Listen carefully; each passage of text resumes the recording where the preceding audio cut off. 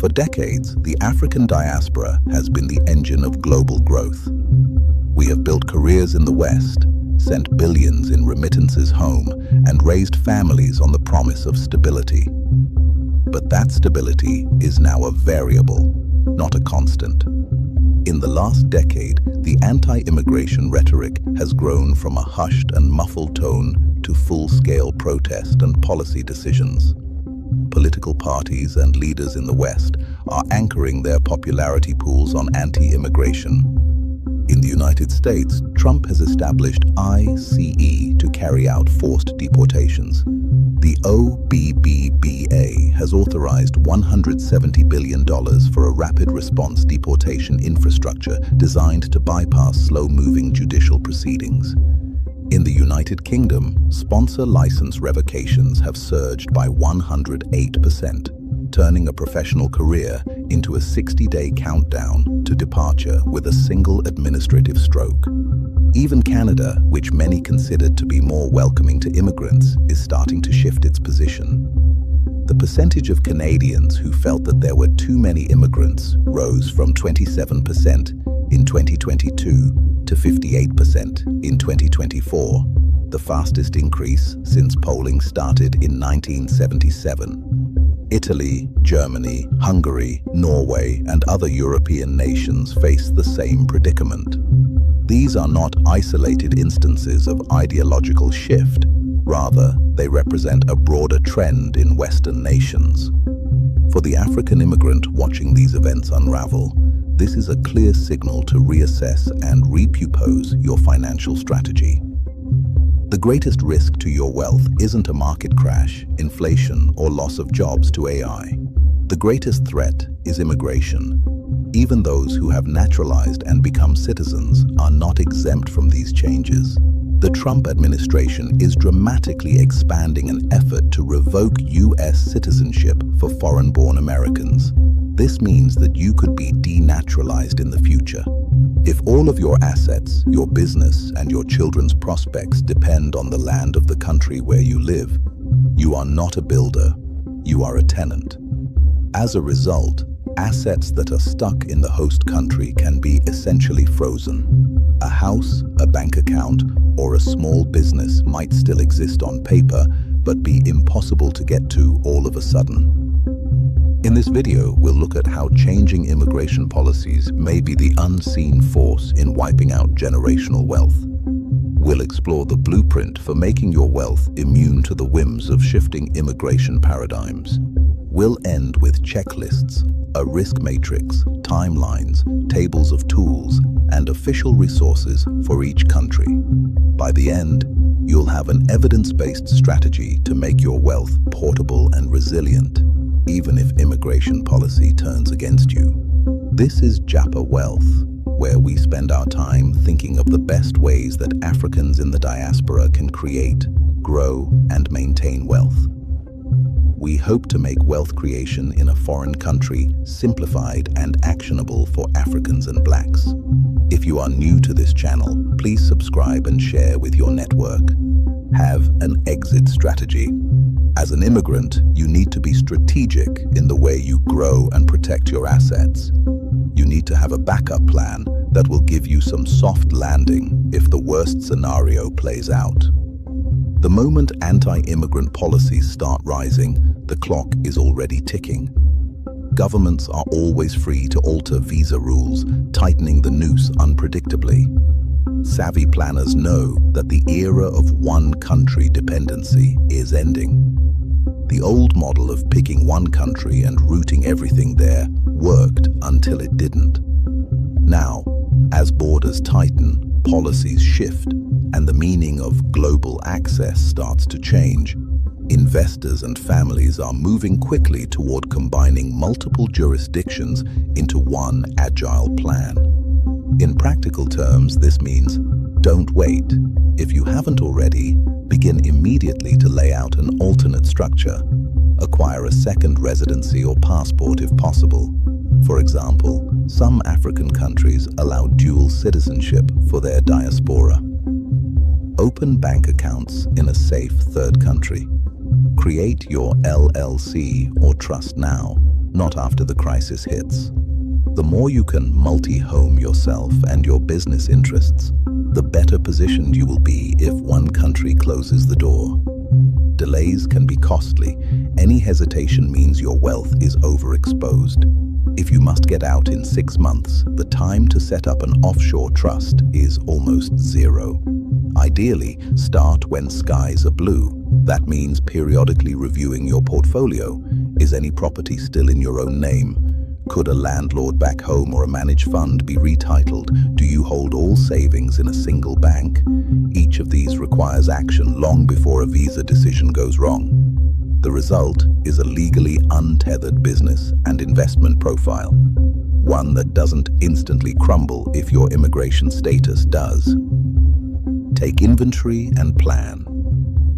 List all your assets, property, bank accounts, investments, business interests, and note who legally owns each. Then ask yourself, what would happen to each item if your visa was revoked tomorrow? Start putting plans in place. For example, can that house be rented out or sold quickly? Begin moving a small emergency fund into an easily transferable form, like an international bank account or even cash in another currency. This way, even if local banking gets tricky, some cash remains reachable. Have a global mindset. Build wealth across borders. As an immigrant, wealth does not depend on your geographic location. This may not be the case back home because there were fewer economic opportunities. However, by virtue of being in the West, you are now a global player. Many African migrants have a tunnel vision of how wealth operates. They believe that because they reside in one locality or country, they cannot take advantage of economic opportunities elsewhere. This is why many get agitated when there are rumored changes to immigration laws.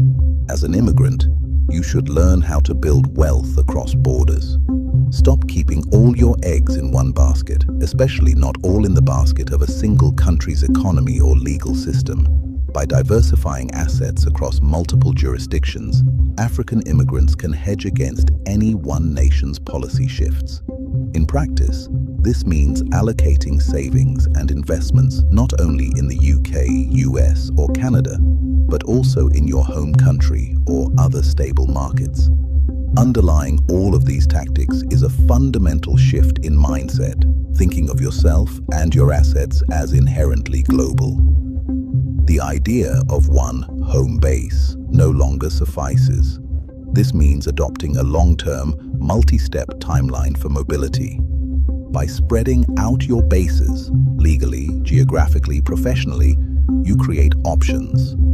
Building a presence in several jurisdictions means you are not just future-proofing against policy changes, you're enhancing credibility, mobility, and access to broader networks and markets. In effect, this global strategy becomes a new way of life, an underlying philosophy. Many African diasporans already play this game, sending remittances or making investments back home. The African diaspora are increasingly involved in direct investment projects in their home countries, investing heavily in real estate, agriculture, and technology. These investments serve a double purpose. They tap into growth in African markets, and they keep part of your net worth outside the potentially hostile environment of the host country. A house in Accra or Lagos, a share of stock on the Nairobi bourse, or a stake in a business in Lagos or Kigali can all act as future-proof hedges. If things go wrong in London or Toronto, your African investments still have value and may even appreciate while Western economies wobble. Beyond direct projects, consider financial instruments. Diaspora bonds, government bonds issued to citizens living abroad, are explicitly designed for emigrants. They often offer a home premium to appeal to patriotism. For example, Nigeria's 2017 diaspora bond, denominated in US dollars, was oversubscribed by 130%, meaning many Nigerians abroad eagerly parked money in their homeland when offered that chance.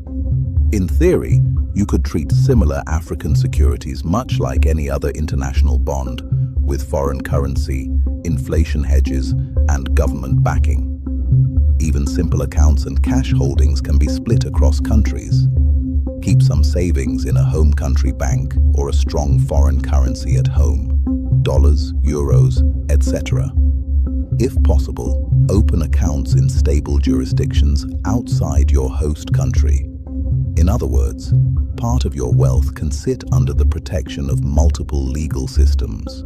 If one system closes in or freezes you out, the other assets keep working. In summary, don't tie your fortunes exclusively to where you currently live. Invest in Africa's opportunities even now, for both economic and strategic reasons. Geo-arbitrage. Build portable skills and income. Another strategy is geo-arbitrage. This is the practice of earning a high salary from a developed economy, for example, US/UK, while living in a region with a significantly lower cost of living. The only way you can do this is by getting skills that are in global demand. I do not mean getting care jobs and looking for the next country to migrate to as a care worker if an immigration policy does not favor you. I mean getting skills that allow you to work from anywhere in the world and earn in the country's currency. Professions like cybersecurity, DevOps, and software engineering allow you to access remote working in places where there is a premium placed on these skills.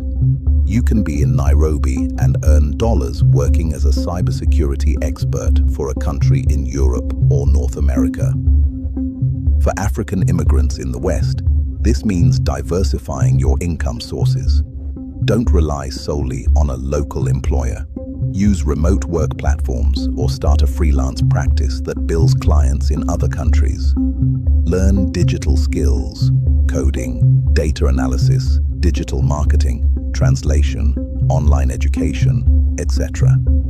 If you become adept at earning a living online, losing your host country job or country won't cut off your lifeline. You could shift to working from anywhere. Perhaps you live in your home country for a while and still keep earning in dollars through Upwork or Fiverr, or continue a consultancy with clients in Europe.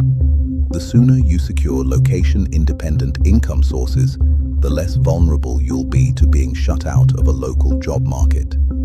The key idea is to make your paycheck as global as possible.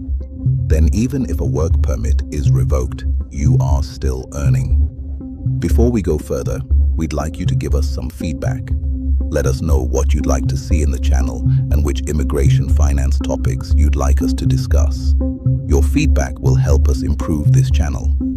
Set up legal structures to protect your assets. Now, we said you should own businesses in other countries. However, we know that not everyone will have the ability to crisscross different countries.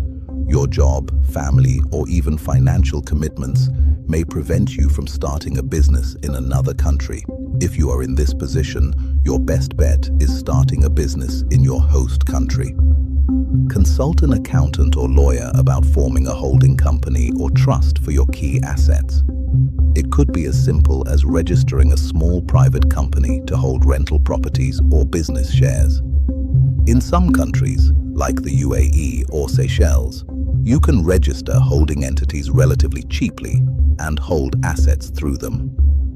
Creating business entities or legal shells in friendly jurisdictions can legally separate ownership of assets from your personal identity.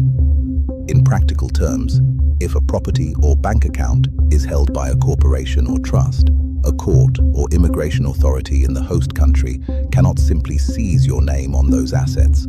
They would have to unravel the corporate veil across borders. Structure your business in a way that you don't own the business, but you control it. This separates the business from yourself. This means if you leave the country, your business can still operate as a separate entity. If you don't own it in your personal name, they cannot seize it from you personally. Invest in Africa.